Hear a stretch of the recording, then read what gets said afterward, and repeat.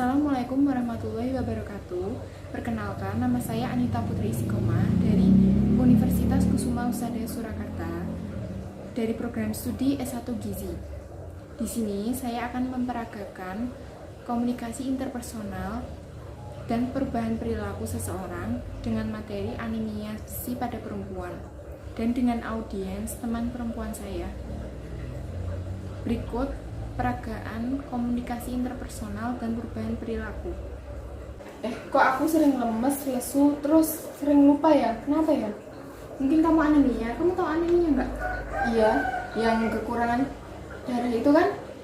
Ya, jadi anemia itu kondisi di mana kadar Hb dalam darah itu kurang dari normal berdasarkan kelompok usia, jenis kelamin, atau kehamilan. Kalau anemia zat besi tahu nggak? Enggak. Kalau anemia zat besi itu kadar Hb dalam darah kurang karena pembekuan sel-sel darah merah itu terganggu karena kurang zat besi dalam darah. Kalau anemia itu biasanya disebabkan karena kurangnya asupan zat besi esensial yang merupakan kayak pembentuk sel-sel darah merah gitu. Contohnya itu zat besi, terus asam folat sama vitamin B12. Tapi anemia bisa disebabkan juga karena penyakit. Contohnya penyakit malaria kalau nggak infeksi. Anemia itu sering terjadi pada perempuan ya. Itu kenapa ya? Iya, kan soalnya penyebab utama anemia itu kan defisiensi zat besi. Nah, wanita itu kan mengalami kehamilan dan menstruasi. Terus pada saat kehamilan itu mengalami peningkatan kebutuhan zat besi, jadi bisa terjadi anemia. Terus kekurangan zat besi itu bisa menyebabkan hambatan untuk pertumbuhan baik sel tubuh maupun sel otak. Terus kalau kekurangan kadar Hb itu bisa menyebabkan kayak kamu tadi, gejalanya lemah, letih, lesu, lelah, dan cepat lupa. Terus bisa mengakibatkan penurunan prestasi belajar, terus kinerjanya jadi buruk. Selain itu juga menyebabkan penurunan daya tahan sehingga menyebabkan seseorang itu mudah terserang infeksi atau penyakit. Penyebab anemia zat besi itu apa sih? Kalau penyebabnya itu yang pertama bisa asupan zat besinya itu kurang. Jadi kamu tuh kurang makan makanan yang menjadi sumber zat besi. Kayak contohnya sayuran hijau, daging, ikan, seafood, terus kacang-kacangan gitu. Jadi kamu harus makan makanan yang menjadi sumber zat besi. Terus yang kedua itu bisa karena penyerapan zat besi. Jadi kalau misalnya kamu udah mengkonsumsi makanan sumber zat besi, tapi kamu juga mengkonsumsi makanan yang bisa menghambat penyerapan zat besi, itu sama aja.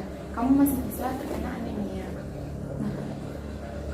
Salah satu contoh makanannya itu teh dan kopi. Kamu suka minum teh dan kopi? Iya.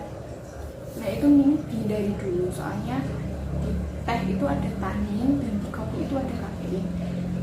Dua zat itu bisa mengganggu penyerapan zat besi dalam tubuh. Terus juga ada susu. Kamu suka minum susu nggak? Iya. Nah, di susu itu kan tinggi banget kalsiumnya.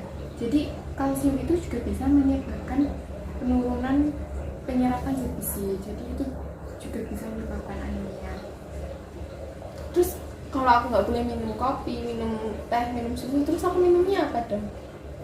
Kan bisa juga minum air putih. Kalau nggak, kamu juga bisa mengkonsumsi kayak jus buah yang banyak mengandung vitamin C-nya. Soalnya vitamin C itu bisa meningkatkan penyerapan zat besi dalam tubuh. Contohnya jus jeruk, jus tomat, atau jus jeruk biji. Terus yang ketiga, kebutuhan zat besi itu meningkat kayak yang aku bilang tadi. Contohnya waktu hamil itu kan kebutuhan zat besinya meningkat. Terus juga waktu masa pertumbuhan kayak bayi, anak-anak, remaja itu kan kebutuhan zat besinya meningkat. Terus yang keempat itu kehilangan zat besi. Kayak yang aku bilang tadi kan, wanita itu mengalami menstruasi. Nah, saat menstruasi zat besi itu bisa keluar juga melalui darah menstruasi itu tadi. Terus juga bisa juga melalui saluran pencernaan, urin, kalau nggak kulit. Kalau akibat anemia itu apa aja sih? Kalau akibatnya itu kalau pada bayi dan anak itu bisa mengganggu kemampuan motoriknya. Kalau untuk remaja itu bisa mengganggu kemampuan belajarnya. Soalnya kan tadi aku bilang kalau kekurangan HB itu bisa menyebabkan gejala lemah, letih, lesu, lelah, dan cepat lupa. Jadi itu bisa mengganggu proses belajarnya. Terus pada orang dewasa seperti pria dan khususnya wanita itu bisa menyebabkan penurunan kerja fisik dan pendapatan. Terus kalau pada wanita hamil itu bisa menyebabkan meningkatnya angka kematian dan kesakitan pada ibu dan janin. Terus juga menyebabkan bayi itu bisa lahir dengan berat badan yang rendah. Upaya untuk mencegah dan menanggulangi anemia itu gimana sih? Kalau yang pertama itu kan dengan suplementasi penambah darah. Kamu kalau menstruasi itu biasanya berapa hari? Biasanya sih lebih dari 7 hari, bisa sampai 10 hari atau lebih. Nah, kalau menstruasi yang sedikit lama gitu bisa menyebabkan anemia. Nah, cara mencegahnya itu bisa dengan mengkonsumsi suplementasi penambah darah gitu. Terus juga bisa juga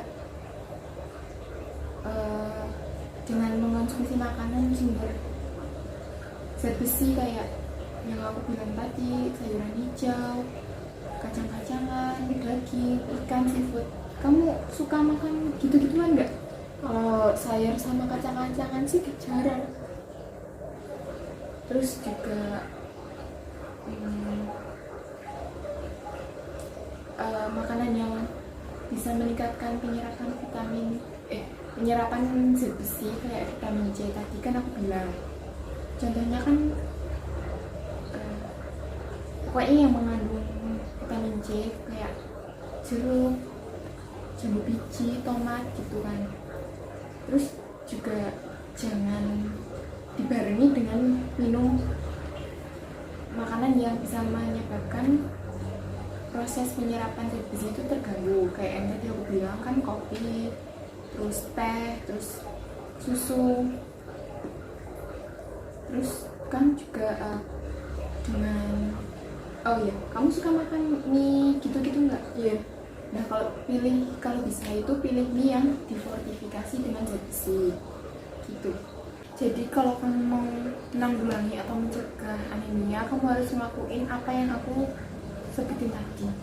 Iya, aku janji aku bakal konsumsi suplemen penambah darah, mengkonsumsi makanan sumber vitamin C, mengkonsumsi sumber makanan zat besi, mengurangi konsumsi kopi, teh, dan susu, terus mengkonsumsi makanan yang telah difortifikasi zat besi.